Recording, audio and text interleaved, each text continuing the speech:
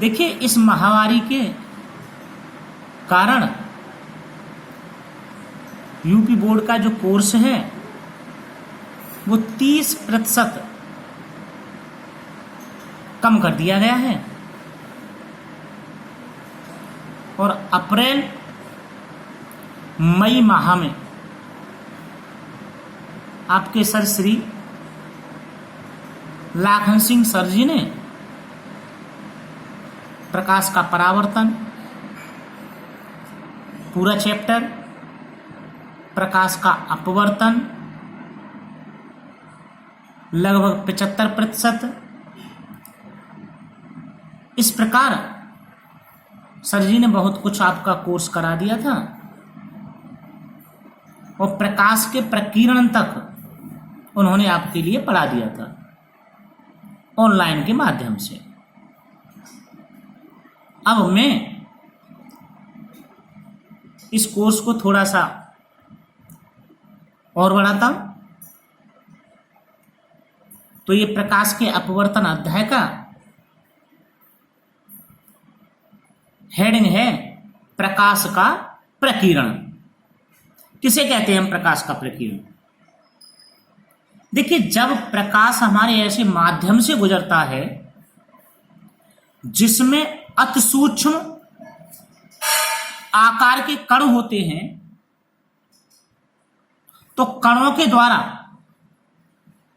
प्रकाश का कुछ भाग सभी दिशाओं में फैल जाता है। इस घटना को हम प्रकाश का प्रकीर्णन कहते हैं, क्योंकि माध्यम में जैसे धूल के कण हैं, वायु के कण हैं, इस प्रकार के कण होते हैं। जब प्रकाश चल करके आता है माध्यम में तो इन कणों से टकरा जाता है, तो प्रकाश का कुछ भाग सभी दिशाओं में फैल जाता है। फैलने की इस घटना को ही हम प्रकीर्णन कहते हैं। इसकी जो जानकारी दी थी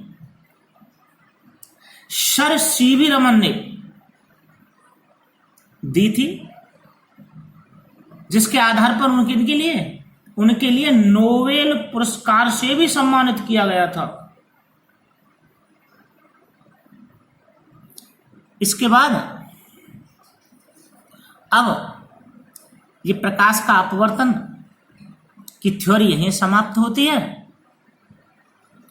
मैं कुछ आंकिक प्रश्न कराता हूं जो इस प्रकार हैं। देखिए, प्रश्न इस प्रकार है कि ग्लिसरीन वायु का क्रांतिक कोण 43 अंश है, तो ग्लिसरीन का अपवर्तनांक ज्ञात कीजिए।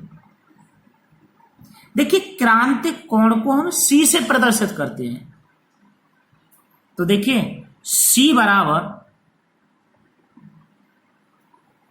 कितना हो गया? 43 अंश। ग्लिसरीन का अपवर्तनांक ज्ञात कीजिए। अपवर्तनांक को हम n से प्रदर्शित करते हैं, तो n की वैल्यू हमें ज्ञात करनी है। और देखिए, प्रश्न में sin 43 अंश की वैल्यू दे रखी है 0.68।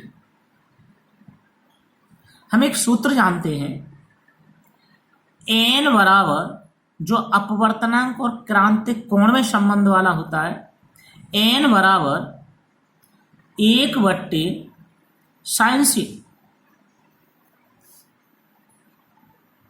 देखिए, n की वैल्यू हमें ज्ञात करनी है, बराबर 1/sin और c का मान कितना दे रखा है? 43 अंश। 1/sin 43 अंश का मान दे रखा है 0.68। 0.68। तो देखिए, जब हम एक में 0.68 का भाग लगाते हैं तो हमारी जो संख्या प्राप्त होती है वो 1.47 प्राप्त होगा। प्यारे बच्चों, इसका भाग लगा करके देखना आप, एक इकाई में 0.68 का भाग लगाएंगे तो आपका 1.47 प्राप्त होगा। यही हमें ज्ञात करना था अपवर्तनांक। यही आपका आंसर है। अगला प्रश्न इस प्रकार है कि निर्वात में प्रकाश की चाल 3 × 10⁸ मीटर प्रति सेकंड है। यदि कांच का अपवर्तनांक 3/2 हो तो कांच में प्रकाश की चाल ज्ञात कीजिए। देखिए, निर्वात में प्रकाश की चाल को हम C से प्रदर्शित करते हैं। तो देखिए, निर्वात में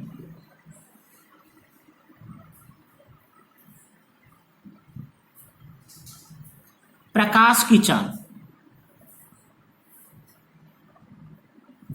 प्रकाश की चाल जिसको हम C से प्रदर्शित करते हैं, C बराबर 3 × 10⁸ मीटर प्रति सेकंड।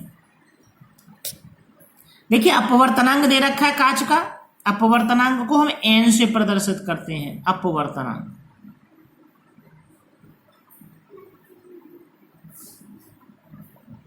n बराबर 3/2। कांच में प्रकाश की चाल ज्ञात कीजिए। हमें चाल ज्ञात करनी है। चाल v की वैल्यू ज्ञात करनी है। चाल को v से प्रदर्शित कर रहे हैं, ये ज्ञात करना है। एक सूत्र होता है, अपवर्तनांक n बराबर निर्वात में प्रकाश की चाल c वट्टे कांच में प्रकाश की चाल v। यहां से हमें v का मान ज्ञात करना है, तो v को इधर लेकर के जाते हैं, n इधर आ जाता है, आपस में बदल देते हैं। तो v बराबर C/n। C का जो मान दे रखा है वो है आपके सामने, ये रहा 3 × 10⁸ वट्टे n। अपवर्तनांक की वैल्यू दे रखी है 3/2। 2 ऊपर चला जाएगा, क्या हो जाएगा? देखिए, 2 × 3 × 10⁸ बट्टे 3। 3 से 3 कैंसिल हो गया, क्या बचा आपका? 2 × 10⁸। चाल का जो मात्रक होता है वो मीटर प्रति सेकंड, मीटर प्रति सेकंड।